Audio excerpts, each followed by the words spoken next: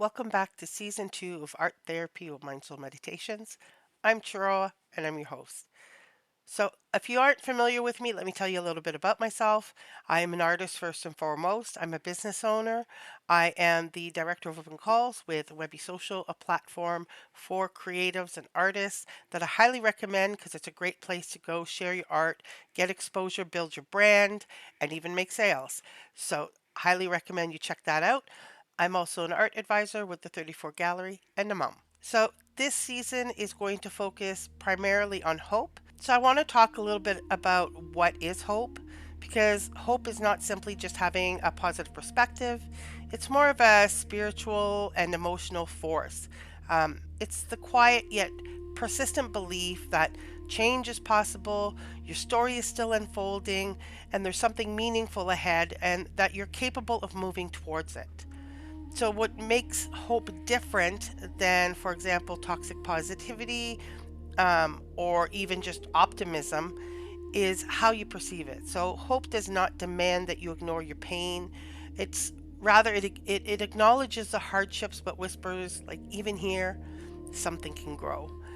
Optimism is just sort of the idea that, oh, it'll all work out, versus toxic positivity, where you're thinking everything is fine, don't feel sad, and you squash those feelings down and try to force yourself to be happy. Hope, on the other hand, is you see the reality, you see what's going on around you, you acknowledge the feelings, the negativity, the pain, the frustration, but you still believe in the possibility and you foster the positive feelings, the you nurture the ability to move forward, to take that next step. Hope lives in us differently than just thinking that we're positive and telling ourselves that everything is okay. So, some of the things that are important is when we foster hope, we have certain side effects that come from that. So, it's really a great practice. Some of the things that we achieve when we foster hope is being able to problem solve better or reduce anxiety and despair. And we have more of a sense of motivation and we build our resilience. So, you can actually cultivate hope through daily practices. And when you do this, you can actually strengthen it and empower yourself with intentionality. So, some of the things that we can do is just being grateful, identifying something that when we wake up in the morning, I feel grateful for this. So, for example, it might just be, I'm grateful I got out of bed. Or it might be, I'm grateful the sun is shining. I'm grateful that my seedlings grew today. And, I see this little sprout of life. It might be, I'm grateful that my daughter got out of bed this morning without a fight. There's a number of things that you may experience within your daily life that you can look at it and just be grateful for that one little thing or two little things, or if you can, three little things. Um, those moments of acknowledgement, you saw it in my face just now, they bring a smile to your face. It's like, okay, yeah, I had something good happen and started my day off right. I have something to look forward to for tomorrow, another good day or more growth in my seedlings. So it's beneficial to acknowledge, to take those little moments and acknowledge something that you're grateful for. And when you're going to move into art therapy and you're going to create your art, keeping track of some of these little things might help you focus what it is that you want to create today. So, practicing gratitude is one of those areas. They help you take little micro steps towards your future. So, for example, if you like to write and you're like, I want to write a book, um, but it's a really big project to take on writing a book, don't worry about writing the whole book today. Worry about writing a paragraph. Worry about sitting down and taking time over a cup of coffee to sort of picture how the next part of the story is going to go and making some notes for yourself. Do something in a micro step that makes progress and do that every day. If you're doing art, dedicate some time for yourself every day. For myself, between 8 and 9 o'clock in the morning, after the kids are off to school, before my business day needs to start, I've brewed myself a cup of coffee, the sun's coming up, I get out my canvas, I get out my paints, and I add something to my painting. I just spend 1 hour, sometimes it's less than an hour, and I add to my painting. So I have an acrylic painting that's on the go. Sometimes I don't feel like doing the acrylic painting, or I'm feeling a little uninspired with it, or I still need to think about what I want to do next. No problem, I just move on to a different type of art. That might be me sitting down and doing some watercolor, or that might be me sitting down and doing AI art. But I make sure that I always dedicate that hour where I'm just in the moment, very mindful, letting go of everything else, not thinking about the problems that are going to come after 9 o'clock or how my day is going to go. This is just a moment to start my day in quiet and prepare myself mentally by doing a little bit of art and clearing my mind. So, the objective for today is going to be to create hopeful art. So, what I'm looking for is for you to really dive into what that looks like for you to be hopeful so that it can provide some emotional relief, bring some subconscious feelings to the surface, or transform fear, trauma, anxiety, whatever you're experiencing in your life. Put meaning into that by turning that into art and offer a visual symbol for your resilience. So, before we move into our meditation, I would like to talk about what it means to embody hope. So, some of the things that you want to consider when you're thinking about how can I embody hope is to be able to see the possibility even when you're afraid, or that you can take small steps even when you're unsure, or that you can ask for help when you're overwhelmed, or you can believe in your capacity for change, and most importantly, that you can continue creating meaning. So we're going to do some art today. I'm going to be providing tools. You can choose to use them or not. You can create in whatever medium that you like, whether that's poetry, music, doing AI art, doing physical, traditional artwork, sculpting, whatever art is to you, that's what I would like you to dive into. And as we go through every episode, we're going to continue to foster hope for this entire season. So we're going to build routines that nurture stability and surround ourselves with growth-minded people and track our progress of how we're doing. These episodes are going to run once a week, and you'll be invited to join in into discussions so that you can be part of a peer group to talk about art or whatever you're going through, or just share your experience and what you're creating. So we want to celebrate small shifts and keep symbols of hope visible to ourselves. So if you create an artwork that really speaks to you and that you're just loving it, try to get it printed or put it as a background on your phone or on your computer so that you can look at it as a reminder of the hope that you've created.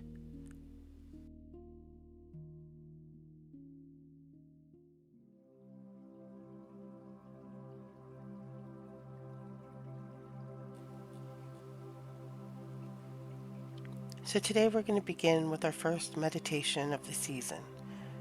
In every episode, we will take a few moments to do a guided meditation. What I'd like you to do is to close your eyes, take in a deep breath, and slowly let it go.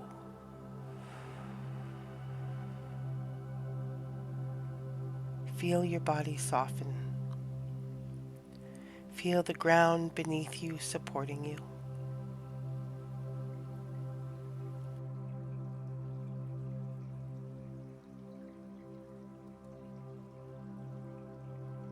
I would like you to repeat softly. I embrace the light within me. Even in darkness, I nurture hope. Every day, I envision a brighter future. Each day, I find the courage to take a step towards it. Take a deep breath and breathe.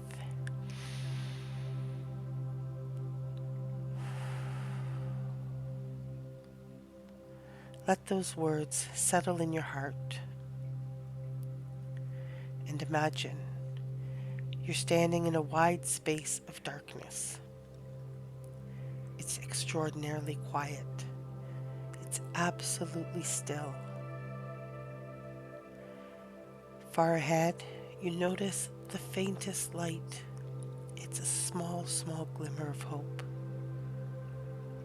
You take a step towards it. As you do, you feel and see it brighten. You feel it draw closer to you. See the light take shape. Maybe it's a flower pushing through concrete. Maybe it's a star breaking through a dark sky. Maybe it's a lantern in your hands, glowing steady and warm. Let this image grow. See how it shines, even in struggle. Feel the warmth of it in your chest, the glow spreading through your body, first through your chest, then to your arms, moving down your torso and into your legs, gradually up into your head until your entire body is filled with a pulsating glow.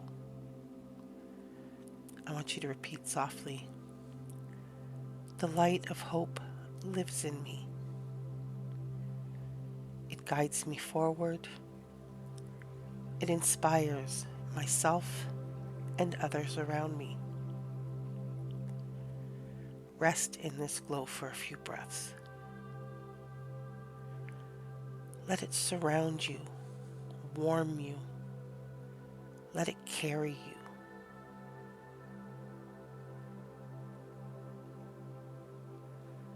When you are ready, return to your breath. Feel the rise and fall within your body. Feel the strength in your body.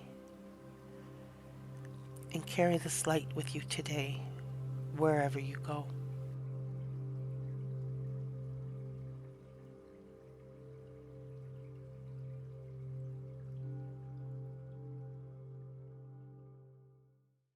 Today's featured artist is Manka, also known as Manka27, a visionary creator rooted in Sao Paulo, Brazil.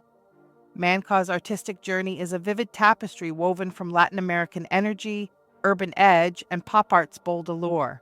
Blending fashion, photography, storytelling, and a touch of irony, his work pulses with emotion, capturing fleeting beauty, provoking reflection, and sometimes daring to challenge what we think we know.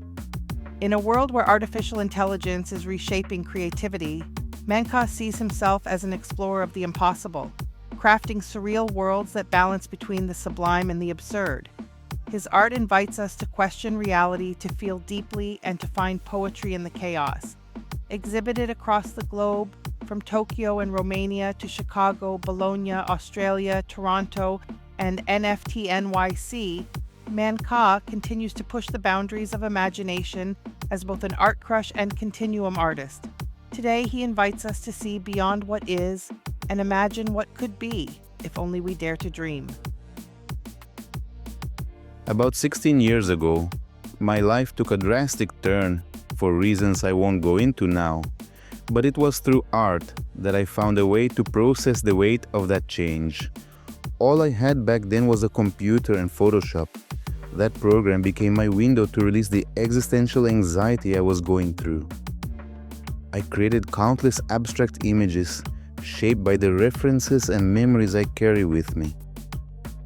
I was lucky to grow up near a modern art museum, and I remember that after school, I would often sit there for hours like just another adult visitor, watching the powerful Latin American artworks on display. I loved observing people and how they reacted to what they were seeing. Every time a new exhibit came, I rushed to see it. So back then, Photoshop became my tool, and I created thousands of images. One day, while talking to a friend who told me she was a poet, we started exchanging ideas and ended up creating a book together, combining poetry and visual art. That led to another book, and in that second project, I intervened with photographs, adding my artistic touch. I guess I've always had a need to transform things. Reality often feels too plain for me. When I see a beach, I imagine it pink. When I see a mountain, I imagine thousands of people rappelling down. When I see a bus, I imagine it transparent. That's just how my mind works. Eventually, I came across the rise of AI tools for image creation, and it immediately caught my attention. I won't lie, I initially felt uneasy.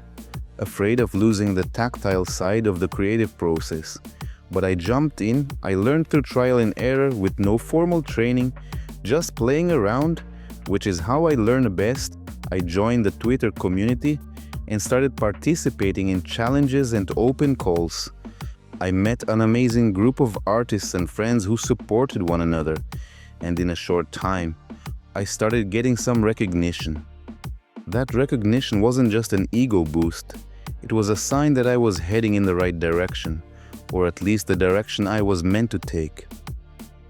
Over the years, I've developed a solid aesthetic that people now associate with my work, even though I must admit, I get bored easily. One day I'm experimenting with videos, the next I'm working on an image, or making music. That's how my mind functions. Still, I try to stay faithful to my style and visual language while giving myself space to explore. For example, when animations first became popular, I didn't like them at all. Confession time. I even criticized video art. But eventually I gave in and discovered a whole new world that allowed me to go even further in my artistic process. Animation has become a part of my work that I now deeply enjoy. My creative process is a bit chaotic.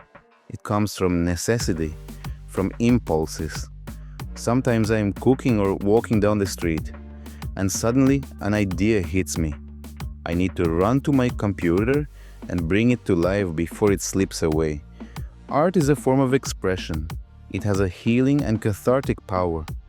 It's a moment when we're fully immersed in creating, not wasting time on nonsense, not digging into problems we can't solve, not letting anxiety or panic take over. It's the way I found to protect my mind, to take care of my thoughts. And it's much healthier to channel any wild, chaotic, or even destructive ideas into a creation through strokes, colors, lines, or movement than to unleash them on my own mind. Over time, I realized that the mind is much more delicate than we often believe. It needs care, attention, and support. We were raised to run to a doctor at the first sign of illness, pain, or even a common cold. But no one ever taught us how important the mind is. I had to learn that the hard way not too long ago.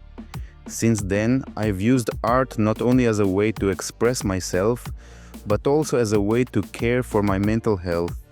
I create art for myself, and if someone feels empathy, a sense of connection, or experiences even the slightest positive emotion from an image or a video I made, I feel truly happy.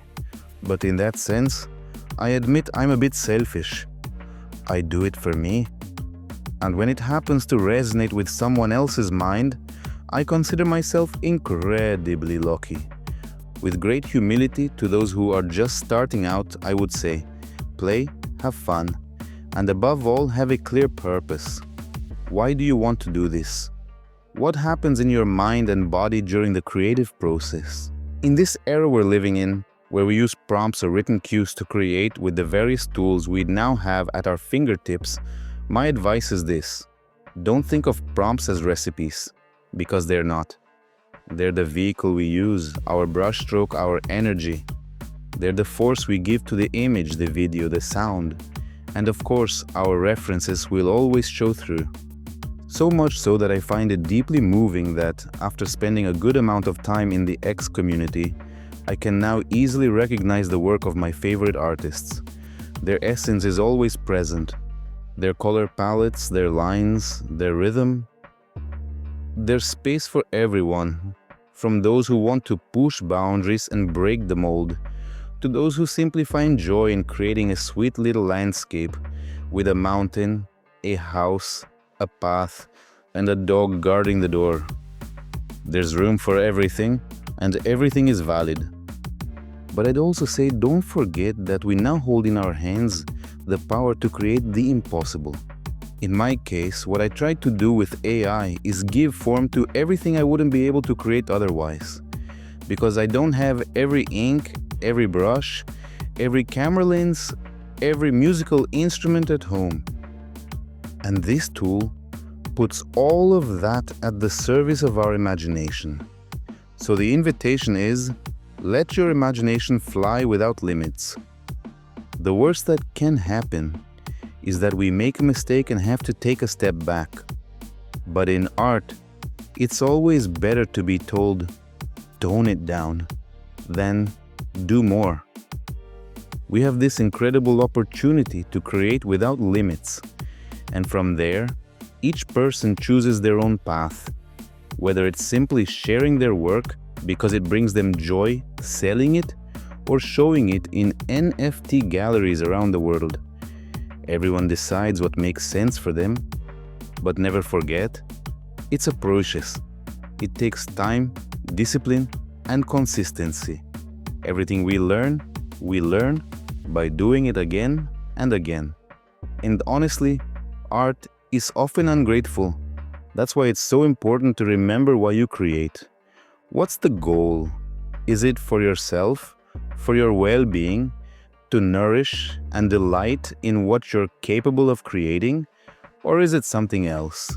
You need to be clear about that from the very beginning. It's been a pleasure to share a little bit of myself here, to let my contradictory ideas wander, to say yes and no, and everything in between. But what matters most is that it came from the heart. So in season 1, I focus primarily on mid-journey prompting, but in this season, what I'm going to be offering is a set of tools offered through Wide World and sponsored by Wide World that's going to allow users who maybe can't afford a subscription for AI artwork, and users can go in and use that for free. So one of the things that I've done that's different this year as well is I've created a guide called the Fundamentals of AI Art Prompting. And in the guide, which you'll be provided for free, I have a number of different questions and prompts, checklists, questions that you can ask yourself that'll help you prepare and put together what your prompt should look like. So we're going to look at different emotional anchors. We'll look at mapping how we're feeling. And you'll notice that as you go over each of these images, I do have the mid-journey prompt that I use to create that particular image. Now, if you're not using mid-journey and you're using Wide Worlds, you'll just use the first part of the prompt before it gets to the dash dash. So you'll be able to use these. And I've also provided some guides that include additional prompts and ideas that are available through Patreon. So this is Wide World, which you can find at wideworlds.ai. From the home page, you can actually find my world here where it says Chiroa, but I'll be providing a direct link so that you can get into it. Once all of the activities are published, on my home page, you'll be able to find it here in activities. So for every episode, there'll be an activity here that you can go and create from that specific activity, or you can also go into create anything. So let's take a look at how we can create art. So I'm going to go into the season 2, episode 1 activity. From here, I'll be able to add my prompt. So I'm going to add just a simple prompt. I'm going to do a woman sitting on the beach. She's looking into the distance, lonely and sad scene. In the distance, there's a small boat with a lantern. So I can pick from a number of different styles. So I'm going to start with the dark art, since I'm going for sort of a dark or sad scene, but I want my boat with that lantern in the background to sort of represent that like glimmer of hope. So I'm going to create that, and I can actually go ahead and create in some other styles as well. So I can try dreams, and I'll click create. So you'll notice that it kept my prompt here. I can pick another style. Let's try hopeful futures, and I can create. And so I have 3 artworks that are now creating. So we have a couple of pieces that have come up. Actually, 3 of them have come up now. So we can take a look and see how they look. So this one's quite dark, but it captures what I'm looking for. It's sort of a lonely art, but we do have that boat with the lantern. This one is more of a daytime type of art. And then here we have the hopeful one, which is a little bit more surreal. So let's say I want to modify one of these artworks. So let's say I like this one here. I can view it. And when I go into the view mode, I now have a couple of little features. Now the video feature is not available. This has been disabled, but you can edit. So by going into edit, I can say, this is going to use Nano Banana. I can say, change this to a night scene. And I can click edit image. And that's going to modify my image here. So it's modified my image, and so now we have the same scene, but it has more of a nighttime appearance. So it changes to a moon. I have a lot of, magical dust in the air. Maybe these are fireflies. So if I'm happy with this artwork, I can go ahead and download it using the arrow key, and I can save that to my computer, which I'll go ahead and do. So it's fairly straightforward how you can use this interface to be able to create some art for this season. I hope that you really enjoy this, and I'm really looking forward to seeing the creativity that you all bring to this season's episodes and all of the different challenges and activities that we're going to have.